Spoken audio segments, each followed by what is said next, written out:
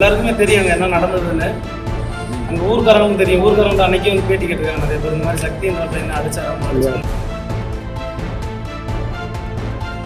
ஆனால் கொஞ்சம் கூட மனிதாபிமானமே இல்லாமல் நான் தான் பண்ணினேன்னு ஒரு நான் பூசாமல் இது அவனுக்கே நடந்திருந்தாலும் நான் அந்த வேலை இப்போ அந்த வீடியோ எடுத்து கண்டிப்பாக நான் அவனுக்காக போராடி இருப்பேன்.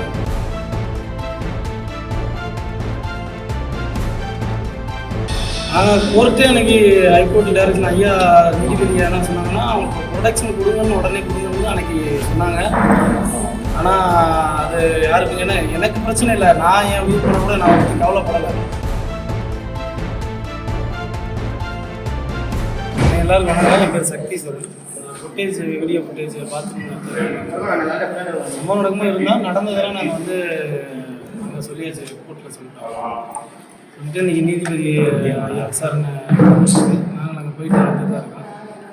இதுக்கிடையில் ஒரு சிலர் வந்து நம்மளை தவறுதலாக வந்து உள்ளே கிரியேட் பண்ணி விட்டுறாங்க. அந்த குற்ற பின்னணி உள்ளவங்களோட தொடர்பில் இருக்கிறவங்கள நண்பர்கள் மூலியமாக ஒரு சிலர் எனக்கு சொன்ன ரிப்போர்ட்டே சொன்னாங்க. எல்லாரும் சொல்லிட்டாங்க. பேர் சொல்ல விரும்பல. என்ன மாதிரி கிரியேட் பண்ணுவாங்க? இந்த மாதிரி நாங்கள் தான் அடித்து அவங்கள்ட்ட ஒப்படைச்சுன்ற மாதிரி, நாங்கள் தான் முதல்ல அடித்து அவங்கள்ட்ட அப்படி ஒப்படைச்சோன்ற மாதிரி சொல்கிறாங்க. அங்கேருந்து யாராவது ஒருத்தர் அந்த வார்த்தையை சொல்லலை. எல்லாருக்குமே தெரியும் அங்கே என்ன நடந்ததுன்னு. அங்கே ஊர்க்காரங்களும் தெரியும். ஊர்க்காரங்கள்ட்ட அன்றைக்கே வந்து பேட்டி கேட்டிருக்காங்க நிறைய பேர். இந்த மாதிரி சக்தின்றப்ப என்ன அடிச்சார் அவனை அடிச்சு ஒப்படைச்சார் அப்படின்னு சொல்லி சொன்னாங்க. நான் அந்த மாதிரி நினச்சதே நான் அந்த வீடியோ நான் எடுக்கணும்னு எனக்கு தேவையே கிடையாது. அது எல்லாத்தையும் வேணால் கேட்டுக்கிட்டேன். அது அவங்களோட தனிப்பட்ட விருப்பம். ஆனால் அது விசாரணையில் தெரிஞ்சிடும், யார் என்னன்னு தெரிஞ்சிடும். அது கண்டிப்பாக உறுதியாக இருக்கும் அதில்.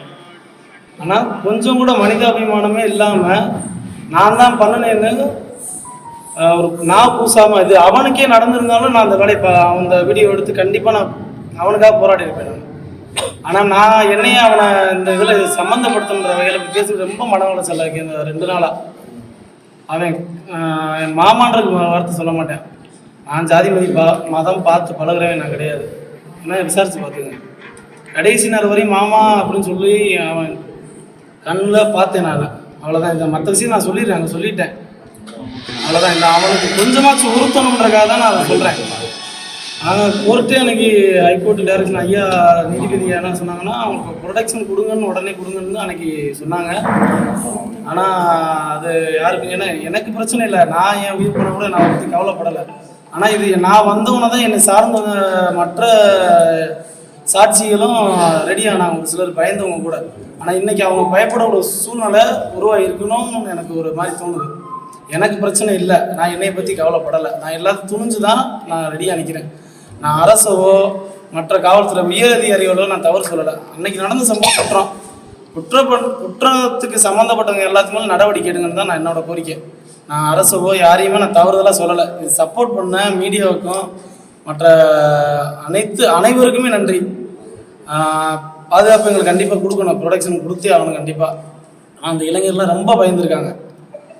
கூடயே இருந்தவங்க சம்பவத்தில் அந்த நிகழ்வுலேருந்து வெளியே வர முடியாத சூழ்நிலையில் இந்த மாதிரி ஒரு பிரச்சனைகள் போலீஸுக்கு ஆப்போசிட்டாக போகும்போது அவங்களால மனசு வெளியில் சொல்ல முடியல. அவங்களால பேசவே மாட்டுறாங்க. அந்த மாதிரி சூழ்நிலையில் இருக்காங்க. அதை வந்து அவங்கள கொஞ்சம் ரொம்ப ஃபோர்ஸ் பண்ணாதீங்க. அவங்களுக்கு கொஞ்சம் பாதுகாப்பு கொடுங்க. எப்படி அதில் கொண்டு வந்தாங்க? எந்த லிங்கில் அது வந்து அவங்களுக்கு தெரியணுன்றக்காக தான் அந்த பேட்டி சொல்கிறேன். அவனுக்கு மனசு உறுத்தணும். ஒரு கால் திருஷ்டி யார் பேசினார் குற்ற பின்னணி உள்ளவங்களோட கால் திருஷ்டி வாங்கி செக் பண்ணுங்கள். என்னை பற்றி யார்கிட்ட சொன்னார்ன்றது விவரம் அதிலே தெரிய வரும். நான் அது யார்கிட்ட சொன்னார்னு நான் சொல்ல விரும்பலை.